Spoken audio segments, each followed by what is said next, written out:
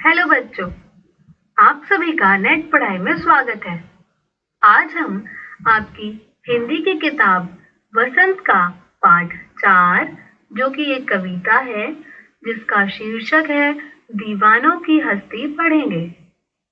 इस कविता के कवि हैं भगवती चरण वर्मा। कवि ने इस कविता में एक मस्त मौला और बेफिक्र व्यक्ति का स्वभाव दर्शाया है। कवि के अनुसार ऐसे दीवाने और बेफिक्र लोग जहां पर भी जाते हैं खुशियां फैलाते हैं और आंखों में आंसू जिसके हों उसे भी हंसा देते हैं। कवि ने कवि के स्वभाव को भी ऐसा ही बताया है। उनके अनुसार ऐसे लोग ज्यादा देर तक, ज्यादा समय तक एक जगह नहीं टिकते। वे संसार की कुछ मीठी खट्टी यादों के साथ और अपने अच्छा एहसास देकर अपने सफर पर आगे निकल पड़ते हैं। तो आइए इस कविता को शुरू करते हैं। हम दीवानों की क्या हस्ती है, आज यहाँ कल वहां चले। मस्ती का आलम साथ चला, हम धूल उड़ाते जहां चले। आए बनकर उल्लास अभी, आंसू बनकर बह चले अभी। सब कहते ही रह गए अरे, तुम कैसे आए कहाँ चले। किस ओर चले यह मत पूछो, चलना है बस इसलिए चले। जग से उसका कुछ लिए चले, जग को अपना कुछ दिए चले। हम भिखमंगों की दुनिया में स्वच्छंद लुटाकर प्यार चले। हम एक निशानी सिर पर ले असफलता का भार चले। अब अपना और पराया क्या, आबाद रहे रुकने वाले। हम स्वयं बंधे थे और स्वयं हम अपने बंधन तोड़ चले। तो आइए देखते हैं कवि क्या कहना चाह रहे हैं इस कविता में। हम दीवानों की क्या हस्ती है, आज यहाँ कल वहां चले। मस्ती का आलम साथ चला, हम धूल उड़ाते जहां चले। कविता की इन पंक्तियों में कवि कहते हैं कि दीवानों की कोई हस्ती नहीं होती। मतलब दीवाने यानी कि मस्त मौला और बेफिक्र लोगों की कोई हस्ती मतलब उनका कोई अस्तित्व नहीं होता। मतलब वह किसी भी चीज का घमंड नहीं करते। वह चाहे बहुत बड़े आदमी हो, वह फिर भी घमंड नहीं करते। है आज यहाँ कल वहां चले, और इस लाइन का मतलब है वह एक जगह कहीं कभी नहीं टिकते, कभी यहाँ तो कभी वहां। मस्ती का आलम साथ चला। मस्ती, मजाक, खुशी, इन सब का एक माहौल अपने साथ लेकर चलते हैं। वे जहां भी जाते हैं खुशियां फैलाते हैं, हमेशा अपनी मस्ती में मस्त रहते हैं। हम धूल उड़ाते जहां चले। अपने आगे, अपनी खुशियां, अपनी मस्ती के आगे वह उनके सारे दुख, सारे गम धूल की तरह छूमंतर हो जाते हैं।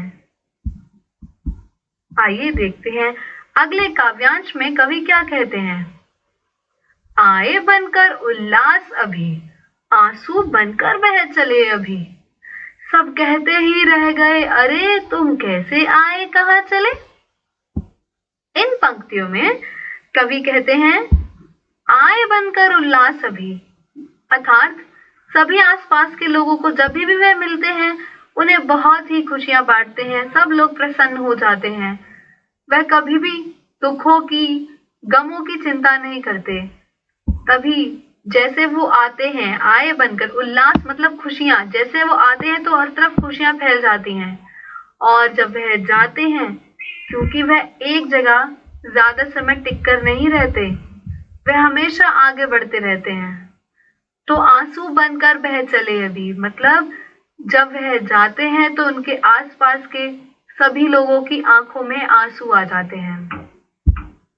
सब कहते ही रह गए अरे, और सब यही पूछते रह जाते हैं कि आप तो अभी आए थे और अभी कहाँ चल दिए। सभी लोगों को अफसोस ही रहता है कि ये इतनी जल्दी क्यों चले गए, क्योंकि कवि कह रहे हैं यहाँ पे कि ऐसे व्यक्ति का स्वभाव ही नहीं है एक जगह टिक कर रहना, उन्हें पसंद ही नहीं है, उन्हें घूमना पसंद है, वह हमेशा आगे बढ़ते रहते हैं और खुशियां बांटते रहते हैं। किस ओर चले यह मत पूछो, चलना है बस इसलिए चले, जग से उसका कुछ लिए चले, जग को अपना कुछ दिए चले। इन पंक्तियों में कवि कहना चाहते हैं कि हम आगे कहाँ जाएंगे, किस तरफ जाएंगे, यह हमसे मत पूछो, हमें तो बस आगे बढ़ते जाना है, आगे चलते जाना है, हमें चलना है इसलिए हम चल रहे हैं, हमारी कोई मंजिल नहीं है कि हमें कहीं पहुंचना है। हमने इस दुनिया से कुछ ज्ञान प्राप्त किया है, उसी ज्ञान को आगे और बांटा है और बांटना है, इसीलिए उन्हें हमेशा सिर्फ आगे बढ़ते और चलते जाना है। दो बात कही, दो बात सुनी, कुछ हंसे और फिर कुछ रोए, छककर सुख दुख के घूंटों को हम एक भाव से पिए चले। कवि इन पंक्तियों में कहते हैं कि वह जहां भी जाते हैं हमेशा घुल मिल जाते हैं वहां के लोगों के साथ, उनके सुख बांटते हैं, उनके दुख बांटते हैं, अपने सुख दुख बांटते हैं और उनके साथ हंसते हैं, उनके साथ रोते हैं, उनके साथ गाते हैं, खुशियां फैलाते हैं और सारे दुखों को अपने पास समेट लेते हैं। वह लोगों के सुख और दुख को एक ही भाव से अपने पास अपना लेते हैं। वह भेदभाव नहीं करते कि इस व्यक्ति के पास सुख है, इस व्यक्ति के पास दुख है, तो हम सुखी वाले व्यक्ति के पास जाएंगे, दुखी वाले व्यक्ति के पास नहीं जाएंगे। वह सारे भावों को, सारे सुखों को, दुखों को एक ही भाव से ग्रहण कर लेते हैं, कोई भेदभाव नहीं करते और आगे बढ़ जाते हैं। हम भिखमंगों की दुनिया में स्वच्छंद लुटाकर प्यार चले, हम एक निशानी सी उर पर ले असफलता का भार चले। भिखमंगो, यहाँ पर बच्चों इस दुनिया के लोगों को भिखमंगो बोला गया है। मतलब इस दुनिया के लोग बहुत ही स्वार्थी होते हैं, वह हमेशा बस भिखमंगों की तरह हमेशा कुछ ना कुछ मांगते रहते हैं और अपने स्वार्थ में इतने अंधे हो जाते हैं कि उन्हें दूसरे का सुख और दुख दिखाई नहीं देता है। उनकी इच्छाएं बढ़ती जाती हैं, प्रेम करना, प्यार लुटाना वे इस दुनिया में भूल जाते हैं। तो कवि यही कह रहे हैं कि इस भिखमंगों की दुनिया में, यानी कि जहां पर सिर्फ लोग मांगते रहते हैं स्वार्थ से अपने, वहां पर वह स्वच्छंद मतलब खुलकर खूब सारा प्यार लुटाकर चले जा रहे हैं, वो भी बिना किसी स्वार्थ के, क्योंकि कवि स्वार्थी नहीं है, इसीलिए बिना किसी शर्त के, बिना किसी इच्छा के वह इस दुनिया पर अपना प्यार लुटाकर आगे बढ़े जा रहे हैं और उनका यह दूसरों को प्यार लुटाने का यह खूबसूरत एहसास अपने साथ लिए जा रहे हैं। इस लाइन में ये जो कहा गया है, एक निशानी सी उर पर, उर का अर्थ होता है हृदय, हृदय मतलब हमारा दिल। तो उनका, कवि का कहना है कि हम बस एक निशानी सी, मतलब एक निशानी, एक याद के तौर पर एक छोटा सा निशान अपने दिल पर लेकर जा रहे हैं और वो क्या है, एक असफलता का भार है। अब असफलता किस चीज की है उन्हें असफलता? कवि ने भी कहा कि हम इस भिखमंगों के दुनिया में अपना प्यार स्वच्छंद रूप से लुटाकर चल रहे हैं, पर इस दुनिया ने उन्हें बदले में प्यार नहीं दिया, बस अपने स्वार्थ के मुताबिक प्यार लिया बस। तो इसी बात का एक गम है उनके दिल में, इसी बात की एक निशानी है उनके दिल पर, उसी बात की असफलता का भार वह अपने दिल पर लेकर आगे बढ़ जा रहे हैं। अब अपना और पराया क्या, आबाद रहें रुकने वाले, हम स्वयं बंधे थे और स्वयं हम अपने बंधन तोड़ चले। इन अंतिम पंक्तियों में कवि कहते हैं कि इस दुनिया में उनके लिए ना तो कोई अपना है और ना ही कोई पराया है। जो लोग एक मंजिल पाकर भी ठहर जाना चाहते हैं तो वह आबाद रहें। उन्हें आगे बढ़ने के लिए, आबाद रहने के लिए, सुखी रहने के लिए कवि अपना आशीर्वाद देते हैं और आगे बढ़ जाते हैं, क्योंकि कवि खुद को एक जगह बांध कर नहीं रख सकते। इसीलिए वह जब स्वयं बंधे थे अपने सांसारिक बंधनों में, उन्हें स्वयं ही तोड़कर, अपने सारे सांसारिक बंधनों को तोड़कर आगे बढ़ चले हैं। तो बच्चों, इस कविता में भगवती चरण वर्मा जी ने एक मस्त मौला और बेफिक्र व्यक्ति का जो स्वभाव दर्शाया था वह बहुत ही रोचक और बहुत ही अच्छा है। इस तरीके से हमें अपना जीवन व्यतीत करना चाहिए, निस्वार्थ भाव से इस दुनिया को अपना प्यार देना चाहिए। मैं आशा करती हूँ आप सभी को यह कविता पसंद आई होगी और आप इस कविता को अपने जीवन में उतारने की कोशिश करेंगे। इस कविता के थोड़ा सा अपने अंदर अगर हम नजरिया बदल पाए तो इस कविता को लिखने की जो कवि की सोच है वह बहुत ही, उसकी एक सफलता होगी। तो चलिए बच्चों, आगे हम प्रश्न अभ्यास की तरफ बढ़ते हैं। कविता से पहला प्रश्न, कवि ने अपने आने को उल्लास और जाने को आंसू बनकर बह जाना क्यों कहा है? बच्चों, अभी जैसा हमने पढ़ा कि कवि ने अपने आने को उल्लास इसीलिए कहा क्योंकि जब वे आते हैं तो लोगों में मस्ती और खुशी का माहौल छा जाता है। इससे कवि भी प्रसन्न होते हैं और आसपास के सभी लोग भी प्रसन्न होते हैं।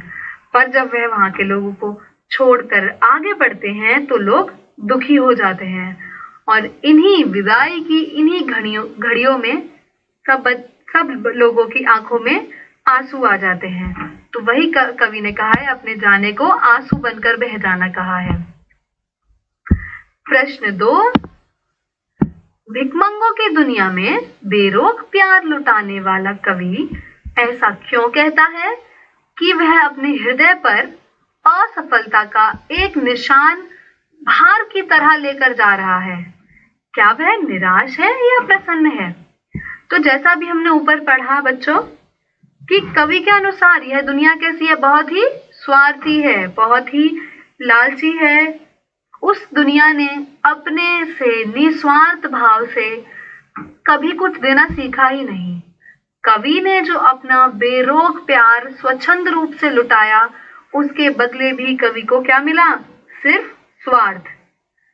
तो वह लोगों के मन में प्रेम का, प्यार का बीज नहीं बो पाया। यही निराशा है कवि के मन में और इसी एक असफलता का भार वह अपने दिल पर लेकर आगे बढ़ रहे हैं। प्रश्न 3, कविता में ऐसी कौन सी बात है जो आपको सबसे अच्छी लगी? तो बच्चों, आपको अलग अलग बातें पसंद आ सकती हैं, परंतु अगर देखा जाए तो इस कविता में कवि ने जैसे अपना जीवन जीने का जो नजरिया बताया है वह बहुत ही खूबसूरत और बहुत ही अच्छा है। कवि के अनुसार इस दुनिया की मोह माया को दूर हो जाना चाहिए, इस मोह माया से, और स्वच्छंद रूप से, निस्वार्थ भाव से अपना प्यार इस दुनिया में लुटाना चाहिए और हमेशा दूसरे लोगों के और अपने भी जो हमारे जीवन में सुख और दुख आते हैं उन सभी को समान ढंग से, समान भाव से देखना चाहिए। ऐसे जीवन जीने में बहुत ही सुख और संतुष्टि मिलती है। कविता से आगे, जीवन में मस्ती होनी चाहिए, लेकिन कब मस्ती हानिकारक हो सकती है, सहपाठियों के बीच चर्चा कीजिए।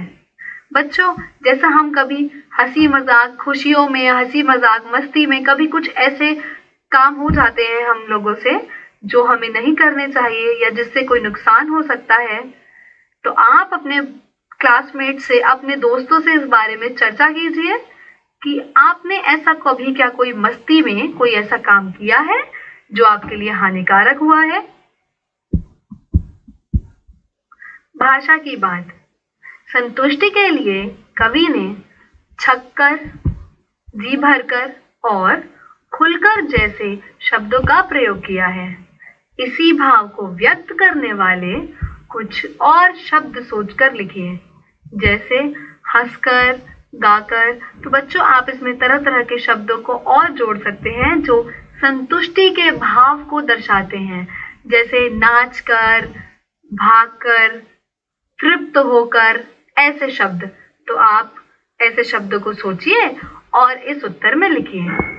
मैं आशा करती हूँ आप सभी को यह प्रश्नों के उत्तर और यह छोटी सी कविता, जिसके कवि भगवती चरण वर्मा जी हैं, समझ आई होगी, आपको अच्छी लगी होगी। धन्यवाद।